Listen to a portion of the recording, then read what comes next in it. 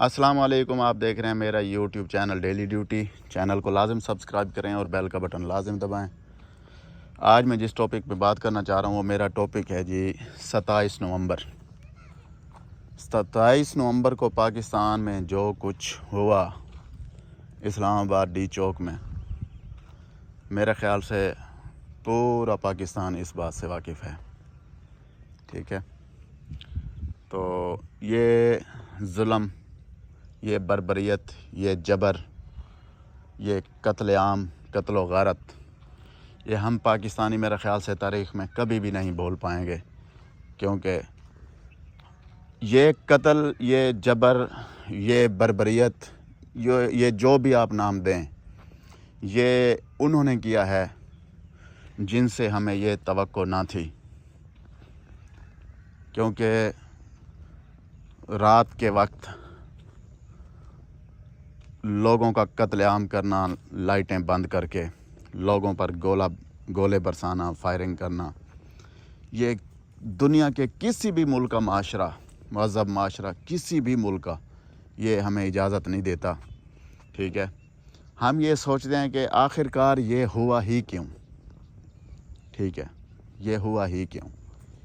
یہ ہمارے ملک کے اندر غیر قانونی، غیر اخلاقی، ظالمانہ رویے یہ اس لیے ہوتے ہیں کیونکہ اس میں ہماری سب سے زیادہ قصوروار قوم ہے، جس کو ہم ملک پاکستان کی قوم بالکل آسانی سے کہہ سکتے ہیں، اور ہے بھی، کیونکہ اس ملک پاکستان کے اندر کوئی باہر کے پردیسی نہیں رہتے، یہ پاکستان کے اندر پاکستان بنانے والوں کی اولادیں رہتی ہیں، ٹھیک ہے؟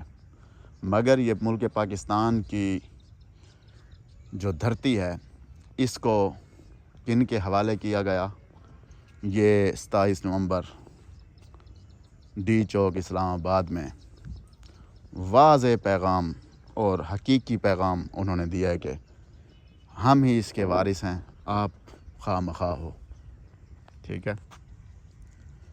تو یہ دیکھیں، بہت بڑا ظلم کیا ہے ظالموں نے، ہم ان کو اپنا محافظ سمجھتے ہیں، ان ظالموں نے مولی گاجر کی طرح جو ہے نا کاٹ کاٹ کے پھینکا، اور پارا چنار میں جو خیبر پختونخوا کا علاقہ ہے، اس کا نام ایسے ہی ہے میرا خیال سے، پارا چنار، ٹھیک ہے؟ اس میں بھی لوگوں کو قتل کیا گیا، امام مسجد کی گردن اڑا کے اس کو جو ہے مٹی میں دب دیا گیا، ٹھیک ہے؟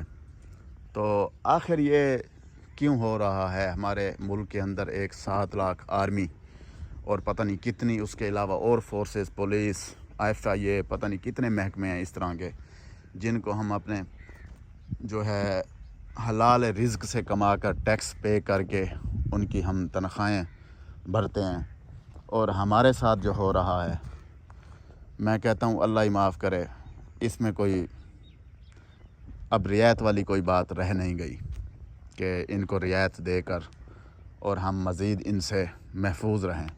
ہمیں اس ملک کے اندر، ملک پاکستان کے اندر سب سے زیادہ ان خبیثوں سے خطرہ ہے، ٹھیک ہے؟ جو یہ خبیث رجیم چینج کرتے ہیں، رجیم چینج کرنے کے بعد یہ اپنے مرضی کے بندے لاتے ہیں، اور مرضی کے بندے بٹھانے کے بعد غیر قانونی، غیر اخلاقی، ظلمانہ جبریت، بربریت، جبر کا نظام قائم کر کے یہ سارا کچھ ان سے غیر قانونی، غیر اخلاقی کام کرواتے ہیں۔ یہ وہ ظالم لوگ ہیں، ٹھیک ہے؟